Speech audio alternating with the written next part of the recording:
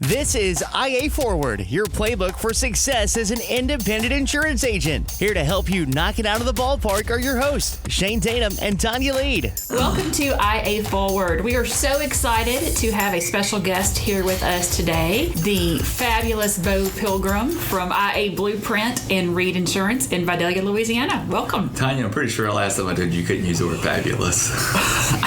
I just don't think that one can be removed from my vocabulary. He's our first repeat guest. He is. Yeah. He is. It's pretty cool. Every time you say guest, I immediately go to college football game day and the guest picker. That's my dream in life, is to get to be the celebrity guest picker on college game day. Like, I could die happy after that happens. So Beau's the celebrity guest at this point. That's what we're doing. But yeah, my mind would not go to where y'all just went at all. Apparently there's something wrong with two of y'all. Yeah.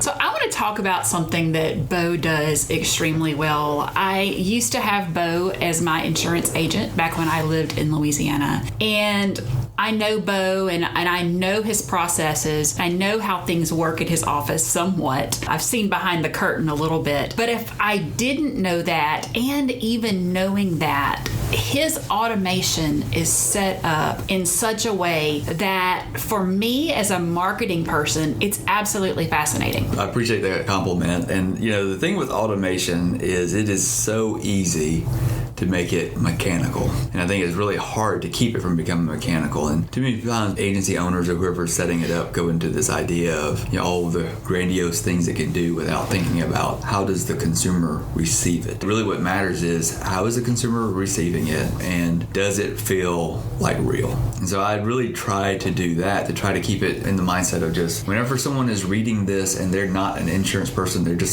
they're a customer, how are they going to interpret this thing? And then also if they respond, what's going to happen?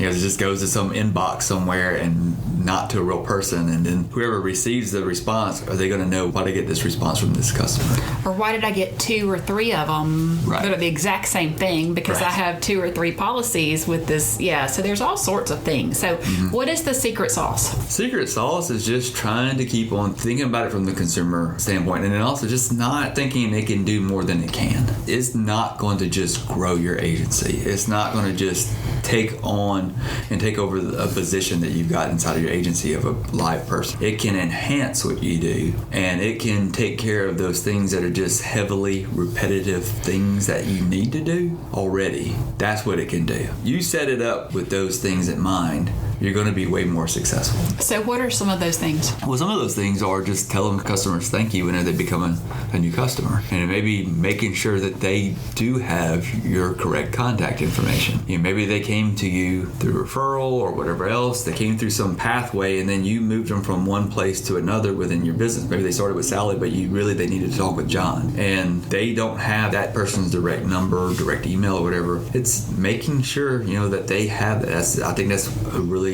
easy thing that you can do in automation is that way everybody knows how to communicate with you. We've been talking about that for a long time, and we used to talk about building workflows and build them offline first and then automate those workflows. And this goes back probably a decade and a half ago. But I'm asking if you think that the workflow or the automation piece is really just doing things that you think people are going to do, but they really don't do. And so it automates the process for them and makes sure that it happens. Because I think we all would say, we're going to tell our customers thank you. We're going to send emails. We're going to onboard them. We're going to make the client experience great. But Sally and John do it 2 different ways. So getting consistency for client experience to me is really kind of that huge automation hit of where we are right now. I think sometimes people find that word automation scary. So break it down for us and tell us what automation means to you. Automation means setting up something to happen automatically that you're going to do anyway or should be doing. So it's just setting up your system so that there's a trigger that makes something happen automatic. The things that I think scare people about automation is one, they just don't get it. I mean, they're salespeople, right? It's a totally different mindset and different set of tools that God has given people who are really good salespeople that He's given to people who are really good tech people. That's one of the reasons why they get intimidated by it. It's a different language almost. We need a warmer, fluffier word for it. Yeah, probably so. I'm going back in my brain right now. I'm like going 25 years back, and I'm going to things that we would do when you say those repetitive tasks. And it's things we would do in the management system, and we tend in the industry to kind of change the term, but it's the same thing. Management system, now it's CRM. It's still a management system for the most part. But there was things that we do and that we did, and it was really the same thing. The renewal notification, the communication outward about a remarket situation, or a confirmation of a policy change. I mean, all of these things were things that we would do, right? But we would do them manually.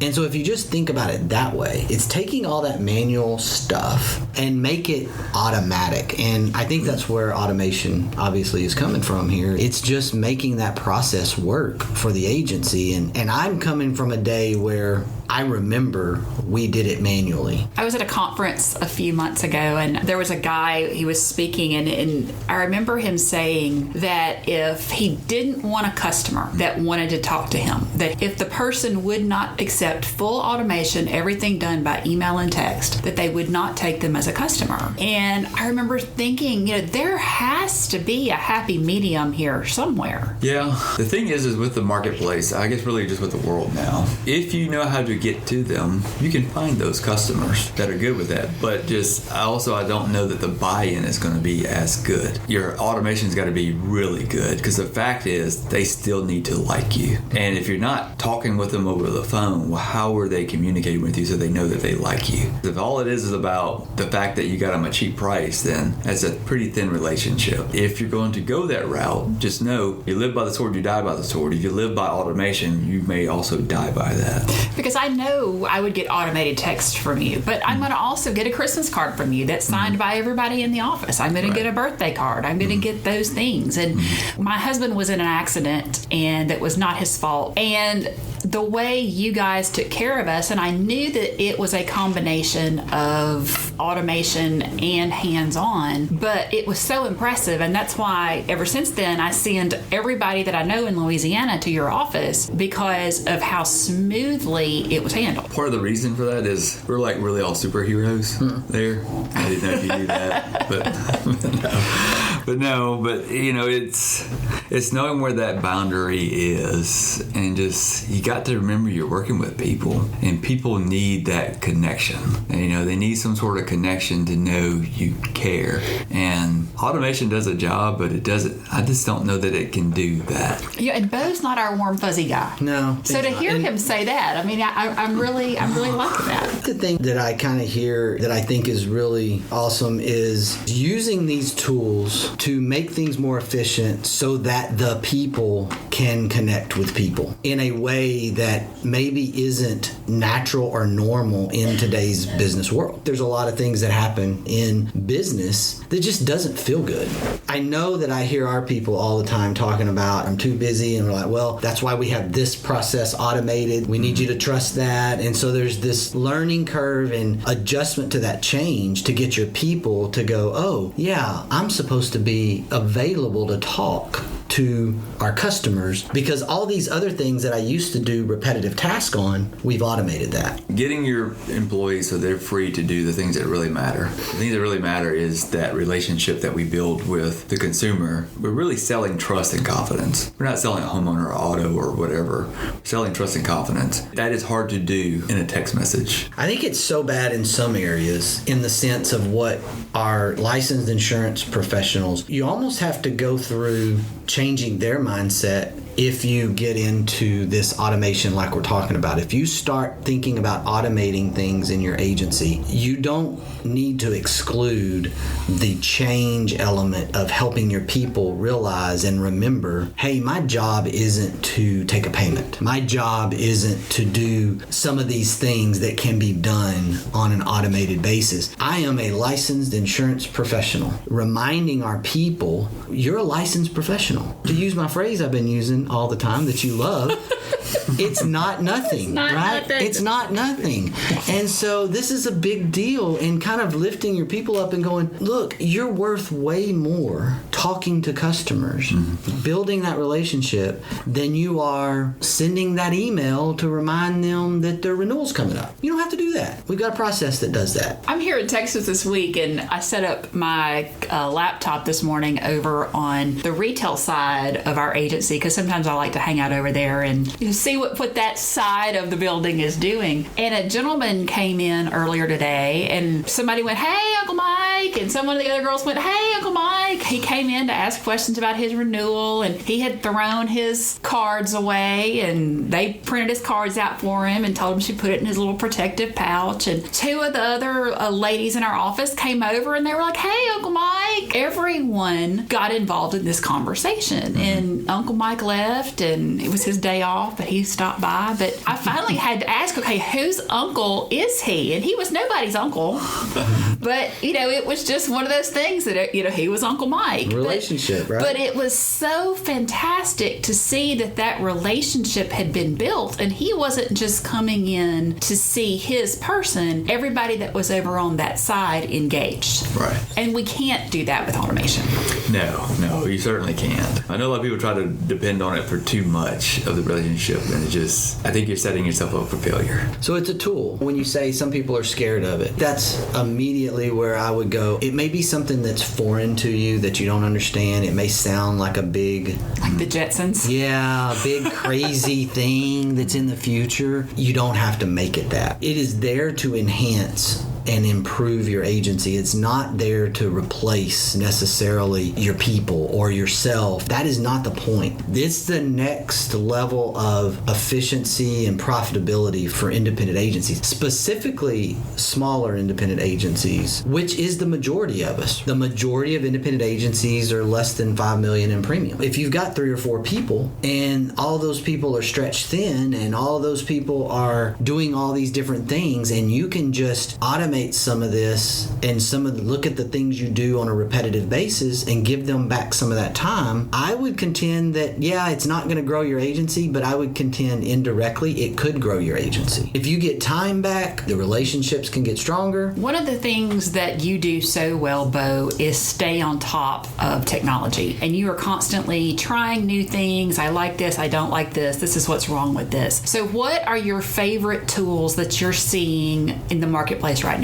Technology that will integrate with others, I guess, is one of those. I know it's kind of a real broad thing, but if you're going to look at some sort of a platform that you want it to do something for you, see if it will talk to other platforms or not easily. There's ways to manipulate. Some platforms just will not talk to others. The reality is there's no one piece of software that can do all the different things if you really want to go down that pathway. So you got to figure out some way to get the data from one place to another and also stay accurate. There's lots of things I like about Easy Links. There's a certain amount of automation built into that makes it somewhat powerful because of the fact that the data is all inclusive inside of it. So that way you can set up triggers that are based off of the data that you know is going to be right because either you entered it or it downloaded. And that's a huge problem whenever you're using multiple systems. Mm-hmm. I like a lot of things about Easy Links. I like the data, how simple it is to use the program. I like the automation center since it's tied to there. It's really a lot more powerful than I think a lot of agents give it credit for. Also, I do like Retention Center. I think it's a powerful tool to help you stay on top of your personal lines renewals. Commercial lines too, but Automation Center can do a lot of things for us in our processes on personal lines and commercial lines that simplify it for us to make sure that everybody's on the same page with the renewal. Like in my agency, I've got 3 people in commercial lines and 1 person assists 2 people. This helps them to stay connected on where they're at in the process. I like Agency Zoom a lot because it is just highly customizable, super easy to use,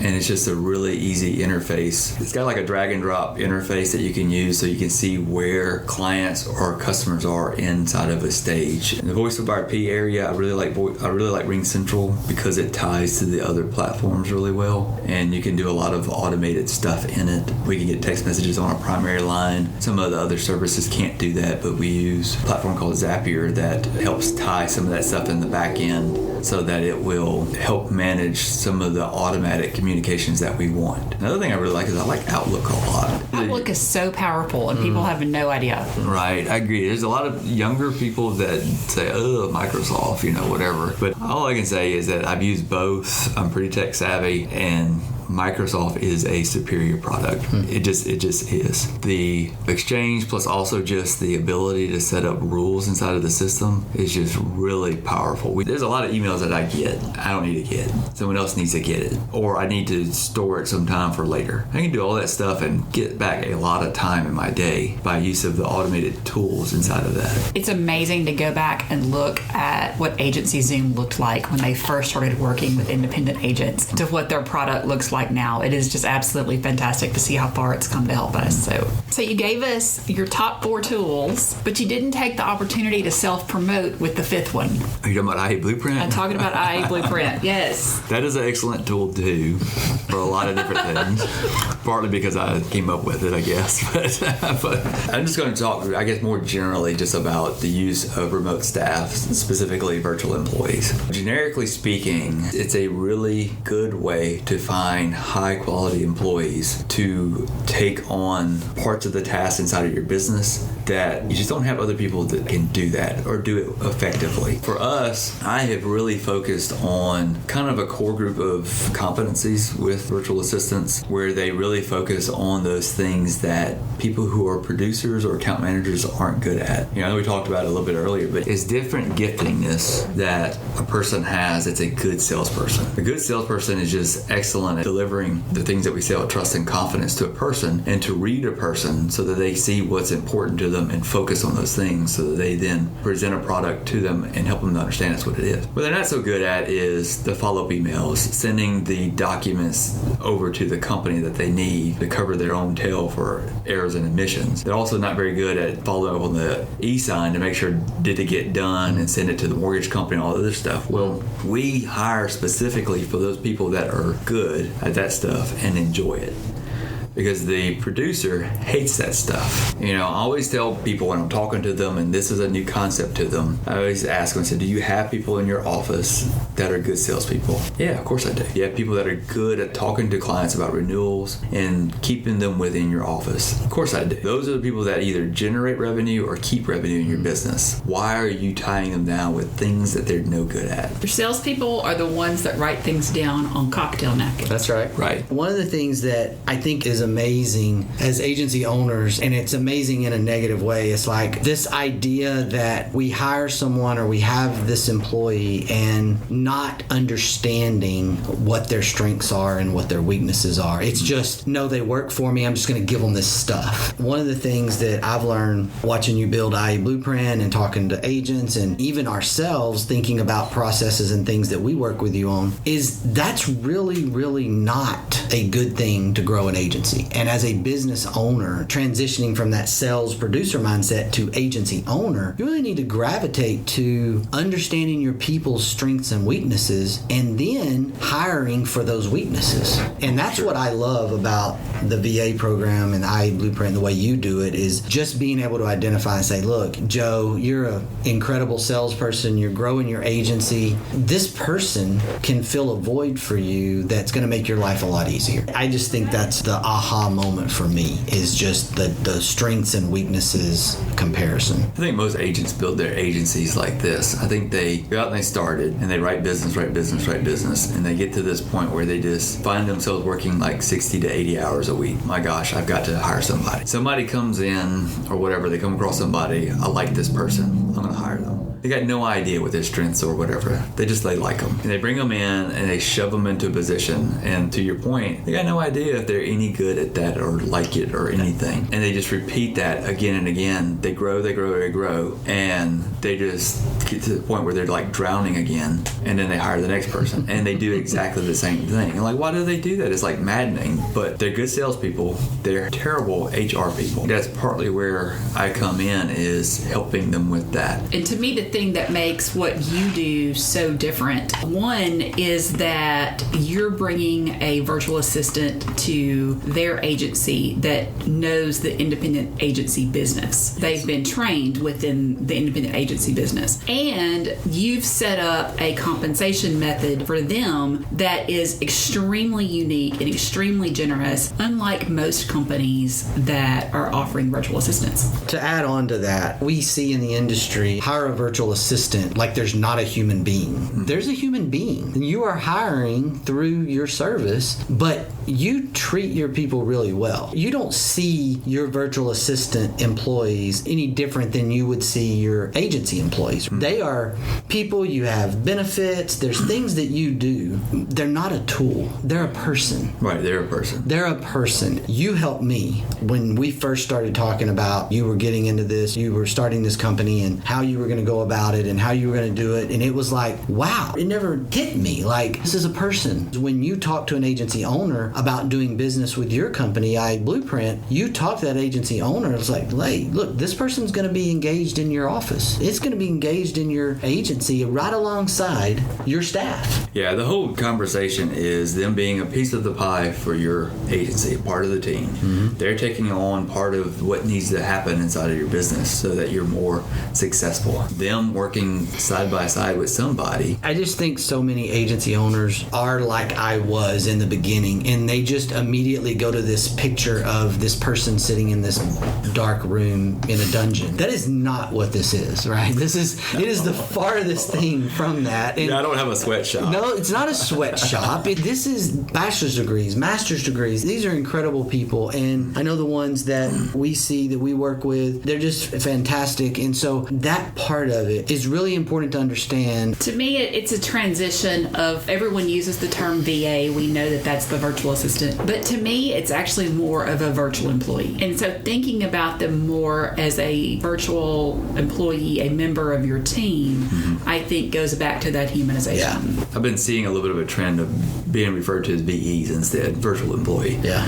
Or a lot of times I will refer to them as a remote employee. And then also in any communication I have with the agent, I always refer to them as your staff member or your employee or etc. to make sure that there's this connection. I would say also that in the last few years, it's been like a little trendy, I would say, to especially in certain group of insurance agencies to have a virtual employee. It used to be you meet somebody and say, well, tell me what your agency, how big are you? Now they throw in, I've got this many employees, I got this many VAs, is what they say now. Yeah. And it's just like a little bit of status. I get what the vibrato is, but also just realize you're marginalizing people and taking away that these are people. Yeah. So your VAs, your VEs, how do they help with your automation? They are a part of the process. A lot of the renewal process is just repetitive things that you do that need to get done. They're like very important, but they're very repetitive type things. And both personal lines and commercial lines, without getting into too much detail, they are a huge part of the back end part of it, of making sure the renewal